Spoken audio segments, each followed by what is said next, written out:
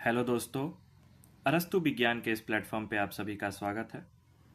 मैं आप लोग के बीच इन्वायरमेंटल साइंस यूजीसी नेट का टॉपिक लेके आया हूँ। आज के लेक्चर में हम लोग यूनिट 6 का topic ambient air quality standard को डिटेल में जानेंगे। पिछले लेक्चर में हम लोगों ने गैसियस पॉल्यूटेंट के कंट्रोल के बारे में देखा था। उससे पहले हम लोग ने पर्टिकुलेट पॉल्यूटेंट के कंट्रोल को देखा था, कैसे पॉल्यूशन को कंट्रोल किया जा सकता है, किस किस इंस्ट्रूमेंट के द्वारा। लेकिन आज हम लोग देखेंगे कि कितना पॉल्यूशन एयर में स्टैंडर्ड है, जितना रहना चाहिए उससे ज़्यादा बढ़ना नहीं चाहिए। तो आइए हम लोग जानते हैं एम्बिएंट एयर क्वालिटी स्टैंडर्ड क्या है। ये acceptable threshold level of air pollution है in terms of its potential impact on health and environment is defined as the ambient air quality standard. कहने का मतलब क्या हुआ कि एयर पॉल्यूशन जो एटमॉस्फेयर में पाए जाते हैं, तो एक्सेप्टेबल एयर पॉल्यूशन यदि एटमॉस्फेयर में रहे एक लिमिट मात्रा में, जो कि हेल्थ के इम्पैक्ट के लिए भी ठीक है, एनवायरनमेंट के लिए भी ठीक है, उससे ज़्यादा नहीं होना चाहिए वो पॉल्यूशन। तो उसको एम्बिएंट एयर क्वालिटी स्टैंडर्ड कहते हैं कि इतना स्टैंडर्ड तक हम लोग सहन कर सकते हैं। जैसे AQI इंडेक्स होता है कि 50 से नीचे रहना जरूरी है, उससे ऊपर हो तो बहुत पुअर कंडीशन हो जाएगा एटमॉस्फेयर में। ठीक, ये जो स्टैंडर्ड है ये अडेप्ट किया गया रेगुलेटरी बॉडी या अथॉरिटी द्वारा। अथॉरिटी क्या है? सेंट्रल गवर्नमेंट, स्टेट गवर्नमेंट, जो हमारा सरकार है वही अथॉरिटी है। जब बात आती है एयर क्वालिटी स्टैंडर्ड के कंपोनेंट की, तो इसमें 4 कंपोनेंट होते हैं। एक होता है इंडिकेटर, एक होता है एवरेज टाइम, लेवल, फॉर्म। ये चारों क्या होते हैं हम लोग डिटेल में जानने की कोशिश करते हैं।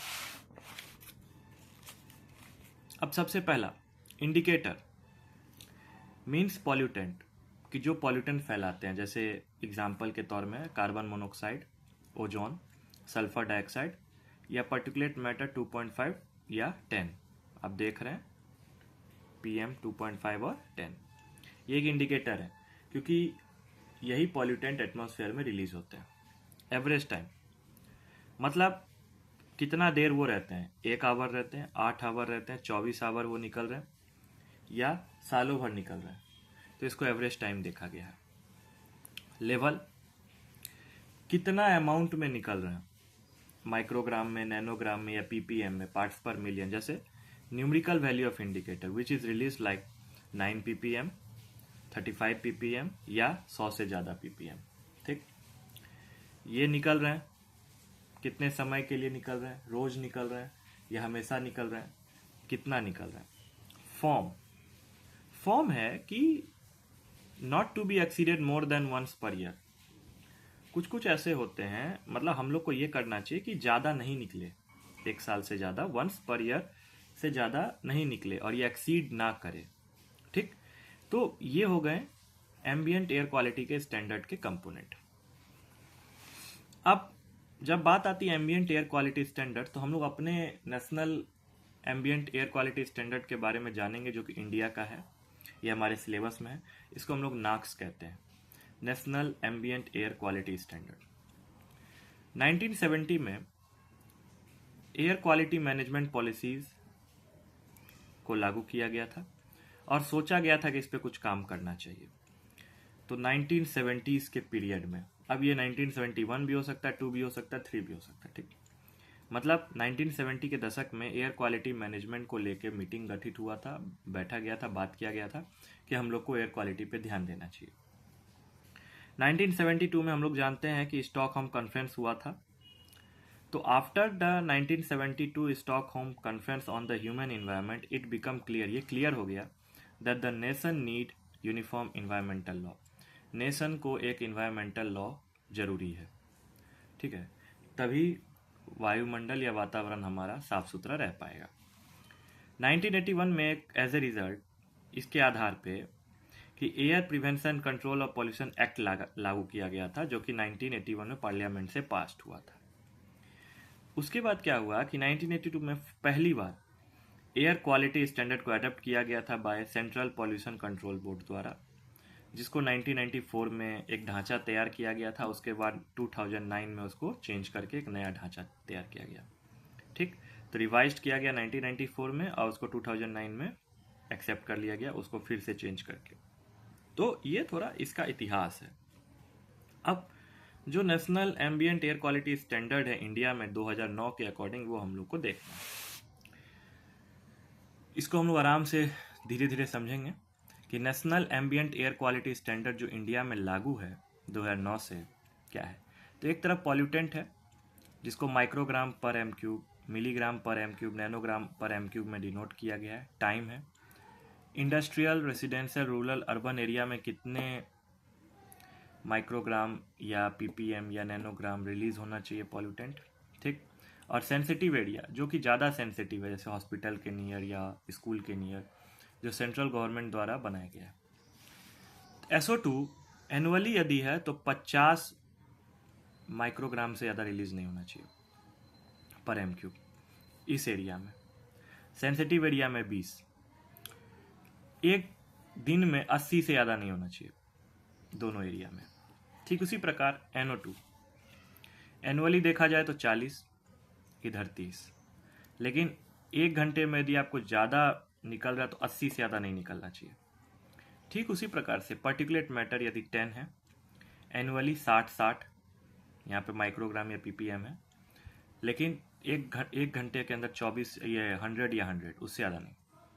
2.5 की बात आए, एनुअली 40 है, यहाँ पे भी 40 सेंसिटिव एरिया में, लेकिन 24 घंटे की बात है तो 60।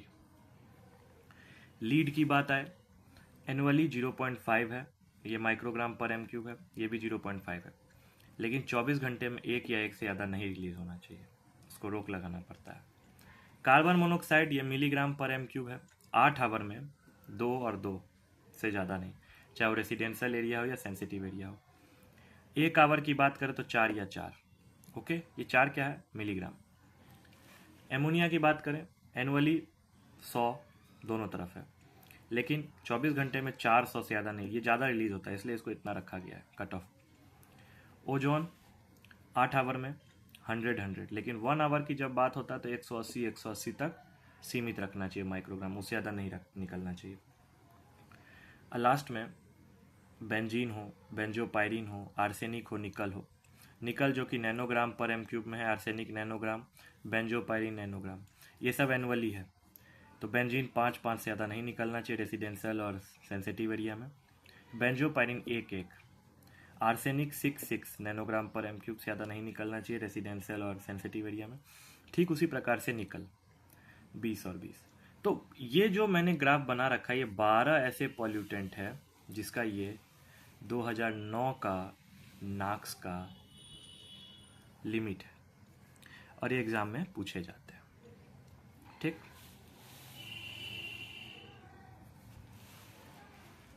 आइए हम इसके आगे चलते हैं।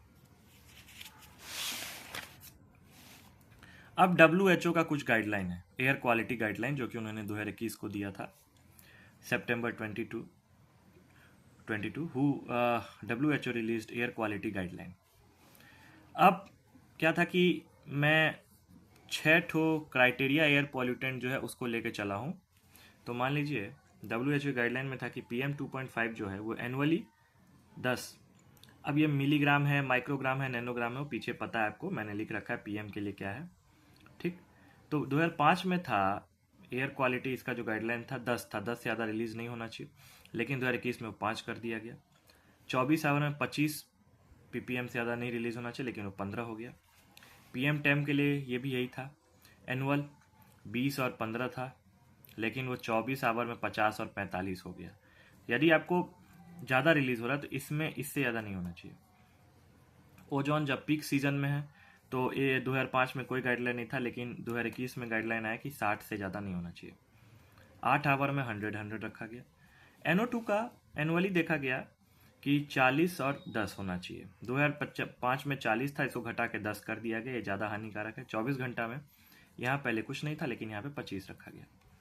सल्फर डाइऑक्साइड 24 घंटा में पहले 20 था, इसको 40 कर दिया गया। कार्बन मोनोऑक्साइड 2 आवर में पहले कुछ नहीं था, इसको 4 कर दिया गया। तो ये था WHO गाइडलाइन एयर क्वालिटी का। ठीक, अब बात आती है एयर क्वालिटी इंडेक्स, ये क्या होता है? कुछ सूत्रों के हिसाब से पता चलता है कि 17 अक्टूबर 2014 को लॉन्च हुआ था, लेकिन हो सकता है एक्सेप्ट इसका अप्रैल 2015 में हुआ था। इसका मेन ऑब्जेक्टिव है to transfer complex air quality data of 8 major pollutants into a single index. 8 pollutant को सेलेक्ट करना है, ठीक है, और उसको नंबर के अकॉर्डिंग एक डाटा देना है, नोमेनक्लेचर देना है, और उसमें कुछ कलर भी होते हैं। तो कलर यहाँ पे मैं डिनोट नहीं कर रहा हूँ, लेकिन मैं आपको समझा दूंगा।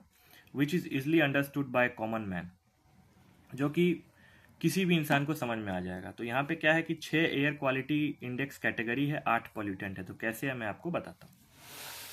ये देखिए, ये एयर क्वालिटी इंडेक्स का कैटेगरी है। यहाँ पे 8 पॉल्यूटेंट है, 1 2 3 4 5 6 7 8, और ये 6 कैटेगरी है, 1 2 3 4 5 6। अब मान लीजिए मैं 24 घंटे को लेके चला हूँ, किसी में 8 घंटा है। अब ये पार्टिकुलेट मैटर 10 है। यदि ये 0 से 50 के बीच में निकल रही है तो ये गुड है, ठीक। गुड जो होता है हमेशा डार्क ग्रीन होता है, याद रखिएगा कलर। PM 2.5 0 से 30 के बीच में है तो गुड है, ठीक। उसी प्रकार से NO2 0 से 40 के बीच में है तो गुड है। ओजोन 0 से 50 के बीच में है तो गुड है। कार्बन मोनोऑक्साइड 0 से 0.1 के बीच में है तो गुड है। SO2 0 से 40 के बीच में है तो गुड है। एमोनिया 0 से 200 के बीच में है तो गुड है। लीड 0 से 0.5 के बीच में है तो गुड है। लेकिन जैसे जैसे देखिए 50 से 100 की तरफ गया तो सेटिस्फैक्ट्री है, अब ये ठीक ठाक है। 31 से 60 गया तो सेटिस्फैक्ट्री है। 41 से 80 के बीच में गया तो सेटिस्फैक्ट्री है NO2। ठीक उसी प्रकार से जैसे जैसे ये बढ़ते जाएगा तो सेटिस्फैक्ट्री। लेकिन जैसे मॉडरेटली पॉल्यूटेड को हम 101 से 200 के बीच में रखे हैं, यदि अब ये धीरे धीरे ज़्यादा बढ़ते गए तो अब पॉल्यूशन बढ़ रहा है।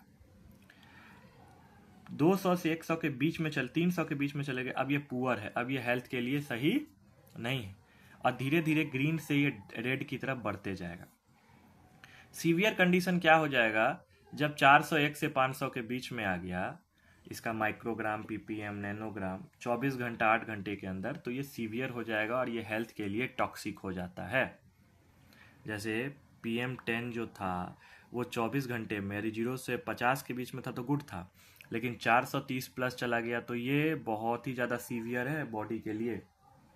और आपको याद रहे कि ये सब जो है 2.5 ये हमारे रेस्पिरेटरी ऑर्गन में पहुंचता है, नाकों के द्वारा, ब्लड वेसल्स के द्वारा ब्लड तक जाता है, ठीक। तो ये ज़्यादा हानिकारक है। ठीक इसी प्रकार से AQI इंडेक्स का ये न्यूमेरिकल वैल्यू दिया गया एक रेंज के आधार पे 24 घंटा से लेके 8 आवर के बीच में। तो इसको आप लोग को चार्ट को ध्यान में रखते हुए बना लेना है, ठीक। तो आज के लेक्चर में हम लोगों ने इतना ही जाना, और ये बहुत ही इम्पोर्टेंट टॉपिक है, एम्बिएंट एयर क्वालिटी स्टैंडर्ड, जिसमें इसके कंपोनेंट्स को हम लोग ने जाना। ये एग्ज़ाम में पूछे जाते हैं। नाक्स क्या होता है उसको बारे में हम लोग ने डिटेल में जाना, ये कब इस्टेब्लिश्ड हुआ था, और सेंट्रल गवर्नमेंट द्वारा सेंसिटिव एरिया में कितना, इंडस्ट्रियल एरिया में कितना है हर एक पॉल्यूटेंट का, वो यहाँ पे लिखा हुआ है और एग्ज़ाम में पूछे जाते हैं, ठीक। तो इस लेक्चर को आप ध्यान से पढ़ें और मुझे कमेंट में बताएं आपको कैसे लगा, और अपने दोस्तों को ये लेक्चर शेयर करें। इन्वायरमेंटल UGC नेट में तो ये क्वेश्चन यहाँ से पूछे जाएंगे ही, साथ ही साथ यदि आप एकेडमिक एग्ज़ाम की तैयारी कर रहे हैं सेट और गेट की, और साथ में यदि UG और PG की तैयारी कर रहे हैं इन्वायरमेंटल साइंस से, तो वहाँ पे भी यहाँ से क्वेश्चन पूछे जाएंगे। तो ऐसे ही अच्छे लेक्चर को देखने के लिए आप अरस्तु विज्ञान के इस प्लेटफॉर्म पे बने रहें। मिलते हैं नेक्स्ट लेक्चर में। Thank you.